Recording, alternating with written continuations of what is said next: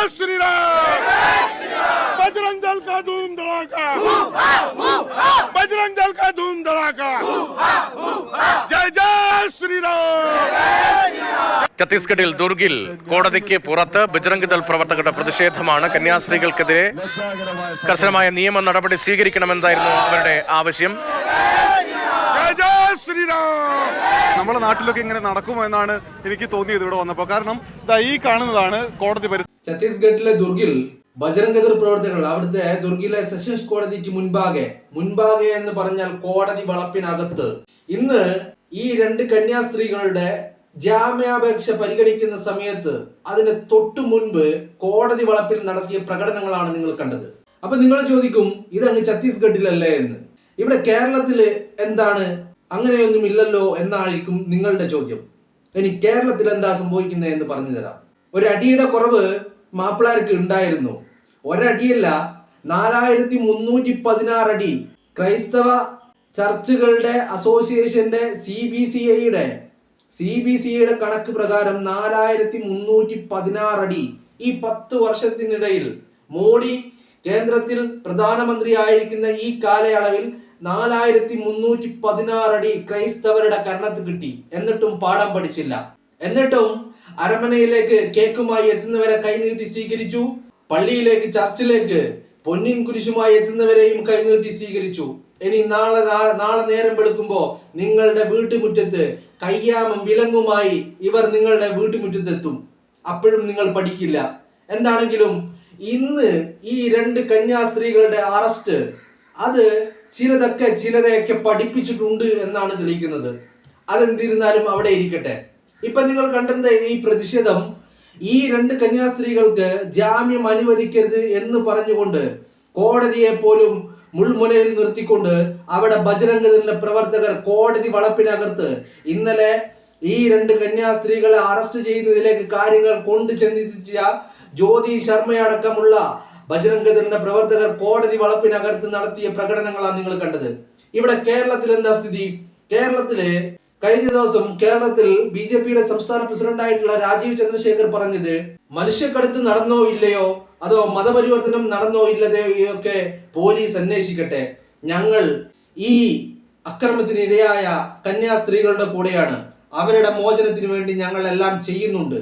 അതിനുവേണ്ടി ഞങ്ങൾ അനൂപ് ആന്റണിയെ, സംസ്ഥാന ജനറൽ സെക്രട്ടറി ആയിട്ടുള്ള അനൂപ് ആന്റണിയെ അങ്ങോട്ട് ഛത്തീസ്ഗഡിലേക്ക് അയച്ചിട്ടുണ്ട്. വേണ്ടി വന്നാൽ ഞാൻ തന്നെ പോകാൻ തയ്യാറാണെന്നാണ് രാജീവ് ചന്ദ്രശേഖരൻ പറഞ്ഞത്. രാജീവ് ചന്ദ്രശേഖരൻ വാർത്താ മാധ്യമങ്ങൾക്ക് മുന്നിൽ പറഞ്ഞ ഇതേ ബൈറ്റ് ഇയാളുടെ ഫേസ്ബുക്ക് പോസ്റ്റിലും പോസ്റ്റ് ചെയ്യുകയുണ്ടായി.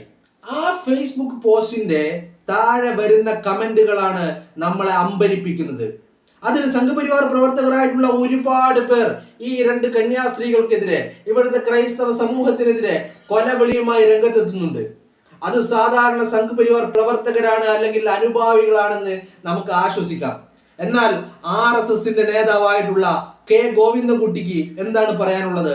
ഈ K ഗോവിന്ദൻകുട്ടി എന്ന് പറയുന്ന RSSന്റെ പ്രചാരകനായിട്ടുള്ള നേതാവായിട്ടുള്ള വ്യക്തി ഈ രാജീവ് ചന്ദ്രശേഖരന്റെ പോസ്റ്റിന് താഴെ വന്നിട്ട് കമന്റ് ചെയ്തിട്ടുണ്ട്. ആ കമന്റ് ഞാനൊന്ന് വായിക്കാം.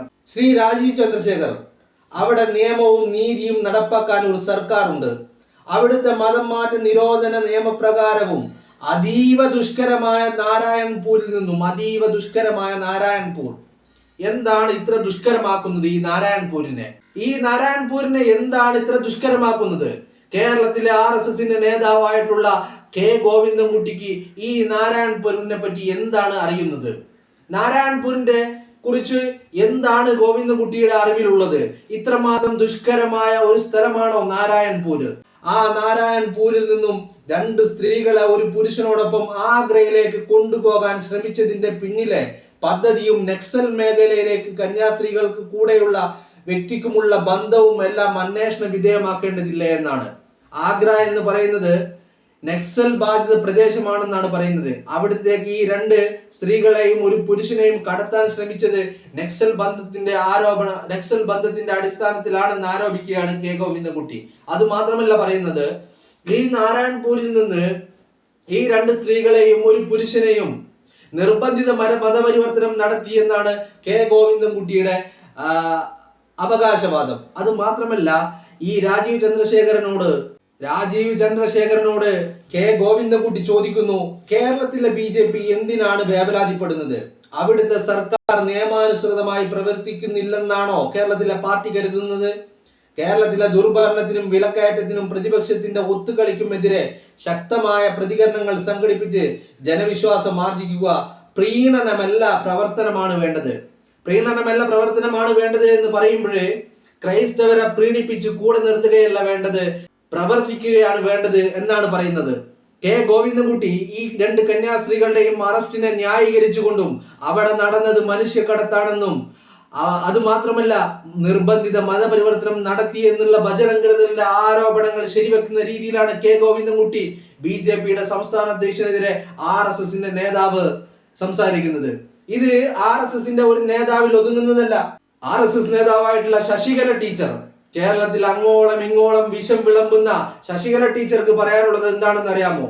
പറക്കണ പക്ഷി മനോഹരമാണ്, അതിനെ പിടിക്കണം, നല്ല ലക്ഷ്യമാണ്, ശരി തന്നെ, പക്ഷെ കയ്യിലുള്ളത് പറക്കാതെ നോക്കണം എന്നാണ് പറയുന്നത്.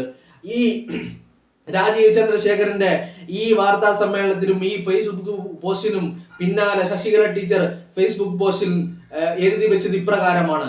മീൻസ് പറയുന്നത് മനസ്സിലായില്ലേ? ക്രൈസ്തവരെ പിടിക്കാൻ പോകുമ്പോ കക്ഷത്തിലിരിക്കുന്ന ഹിന്ദുക്കൾ കയ്യിൽ നിന്ന് പോകാതെ നോക്കണമെന്നാണ് പറയുന്നത്. അർത്ഥം നിങ്ങൾക്ക് മനസ്സിലാവുമായിരിക്കും.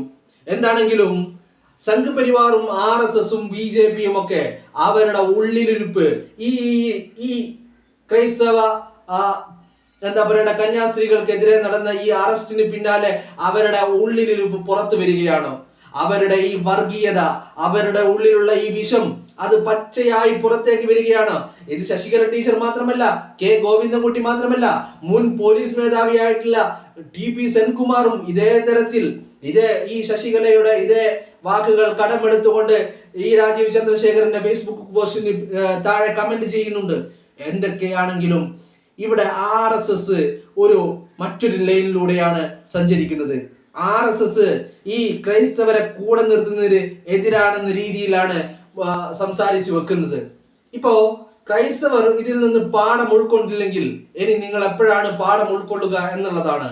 കാരണം അടി കിട്ടിയിട്ടും മനസ്സിലാവുന്നില്ലെങ്കിൽ നിങ്ങൾ ഒരു കാരണത്ത് കിട്ടിയാൽ രണ്ടാമത്തെ കാരണവും കാണിച്ചു കൊടുക്കും.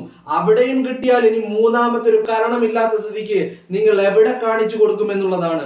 അടി മേടിക്കാൻ മാത്രമാണോ നിങ്ങളുടെ ശരീരം, നിങ്ങളുടെ വിശ്വാസത്തെയും നിങ്ങളുടെ ജീവനെയും പോലും അപകടത്തിലാക്കുന്ന രീതിയിൽ ഇനിയും നിങ്ങൾ ഈ സംഘപരിവാറിന്റെ കൂടെ നിൽക്കാനാണോ നിങ്ങളുടെ തീരുമാനം? അവിടെ ഇവിടെങ്ങളിൽ നിന്നൊക്കെ കുറച്ച് പ്രതിഷേധത്തിന്റെയും വിമർശനങ്ങളുടെയും സ്വരങ്ങളൊക്കെ ഉയരുന്നുണ്ട്. അതൊരു നല്ല പോസിറ്റീവായിട്ട് തന്നെ നമുക്ക് എടുക്കാം. എന്നിരുന്നാലും കേരളത്തിൽ RSSനും BJPക്കും വേറെ ഒരു ന്യായമോ അല്ലെങ്കിൽ വേറെ ഒരു സമീപനമോ ഇല്ല എന്നുള്ളതാണ് ഈ 2 കന്യാസ്ത്രീകളുടെ അറസ്റ്റോട് കൂടി കാര്യങ്ങൾ വ്യക്തമാകുന്നത്. ഇനിയും നിങ്ങളെ ക്രിസ്മസിന്റെ രാവുകളിൽ കേക്കുമായിട്ടും പൊന്നിൻ കുരിശുമായിട്ടും ഈ സംഘപരിവാർ കേന്ദ്രങ്ങൾ നിങ്ങളുടെ അരമനയിലും നിങ്ങളുടെ വീടുകളിലും എത്തും. അന്നും നിങ്ങൾ ഈ കേക്കും പൊന്നിൻ കുരിശും ഒക്കെ വാങ്ങി വെക്കാനും സ്വീകരിക്കാനുമാണ് നിങ്ങൾ തയ്യാറാവുന്നതെങ്കിൽ ഇതുപോലുള്ള അടി, 10,000-കണക്കിന് അടി നിങ്ങളുടെ കരണത്ത് വന്ന് വീഴുമെന്ന കാര്യത്തിൽ നിങ്ങൾക്കൊരു തർക്കവും വേണ്ട. എന്താണെങ്കിലും അടി നന്നായിട്ട് നിങ്ങൾക്ക് കിട്ടിയിട്ടുണ്ട്. അവിടെ ഇവിടെയൊക്കെ ചില അപസ്വരങ്ങളും ചില പ്രതിഷേധങ്ങളും ഒക്കെ ഉയർന്നു വരുന്നുണ്ടെങ്കിലും ഇന്നിപ്പോ സെഷൻ കോടതിയിൽ ഈ 2 കന്യാസ്ത്രീകളുടെ ജാമ്യത്തിന് വേണ്ടി അവിടെ ചെന്നപ്പോൾ പറഞ്ഞത് ഇത് NIA അന്വേഷിക്കേണ്ട കാര്യമാണ്, ഞങ്ങളുടെ അടുത്ത് വരണ്ട എന്നുള്ളതാണ്. ജാർഖണ്ഡ് മുഖ്യമന്ത്രിക്കും ജാർഖണ്ഡിലെ പോലീസ് ഉദ്യോഗസ്ഥർക്കും അവിടുത്തെ നിയമപാലകർക്കും ഇത് മനുഷ്യക്കടത്ത് തന്നെയാണ്, ഇത് നിർബന്ധിത മതപരിവർത്തനം തന്നെയാണ്, ഇത് മറ്റൊന്നാണെന്ന് അവർക്കാർക്കും വാദമില്ല.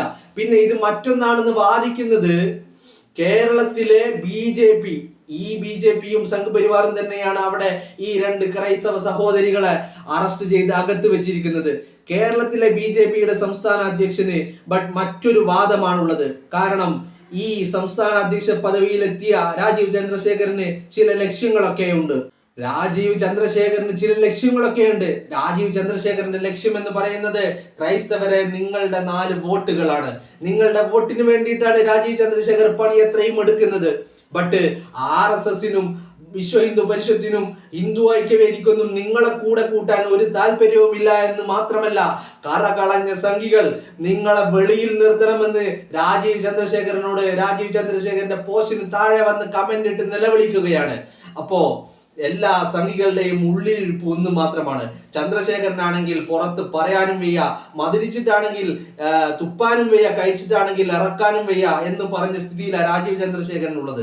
അപ്പോ കാര്യങ്ങൾ വളരെ വ്യക്തമാണ്. നിങ്ങളെ അങ്ങ് ബോധിച്ചിട്ടൊന്നുമല്ല ക്രൈസ്തവരെ ഈ BJPയും RSSും സംഘപരിവാറും നിങ്ങളുടെ അരമനയിൽ കേക്കുമായി എത്തുന്നതും നിങ്ങൾക്ക് പൊന്നിൻ കുരിശ് സമ്മാനിക്കുന്നതെന്നും നിങ്ങളെ അങ്ങ് ബോധിച്ചിട്ടല്ല. എങ്ങനെയെങ്കിലും നിങ്ങളുടെ വോട്ട് കൊണ്ടെങ്കിലും ഒന്ന് ജയിച്ച് കയറാൻ പറ്റുമോ കേരളത്തിൽ എന്നാണ് അവർ ചിന്തിക്കുന്നത്. അതുകൊണ്ട് കാര്യങ്ങൾ വ്യക്തമാണ്. നിങ്ങളെ കൂടെ കൂട്ടുന്നതിൽ RSSന് പൂർണ്ണ സമ്മതമില്ല. അവർ നിങ്ങൾ പടിക്ക് പുറത്ത് നിർത്താൻ തന്നെയാണ് അവരുടെ ഉദ്ദേശം. നിങ്ങൾ RSSനെ സംബന്ധിച്ചിടത്തോളം നിങ്ങൾ ക്രൈസ്തവരും ഞങ്ങൾ മുസ്ലിങ്ങളും ഇവിടുത്തെ ആഭ്യന്തര ശത്രുക്കളാണ്. ആ സ്ഥിതിയിൽ തന്നെയാണ് അവരുടെ മുന്നോട്ടുള്ള പോക്കും. അതുകൊണ്ട് കാര്യങ്ങൾ വ്യക്തമാണ്. കുറച്ചെങ്കിലും അടി കിട്ടിയാലെങ്കിലും കാര്യങ്ങൾ മനസ്സിലാക്കി അതിനനുസരിച്ച് നീങ്ങാനുള്ള വിവേക ബുദ്ധി നിങ്ങൾ കാണിക്കുമെന്നാണ് എൻ്റെ പ്രതീക്ഷ.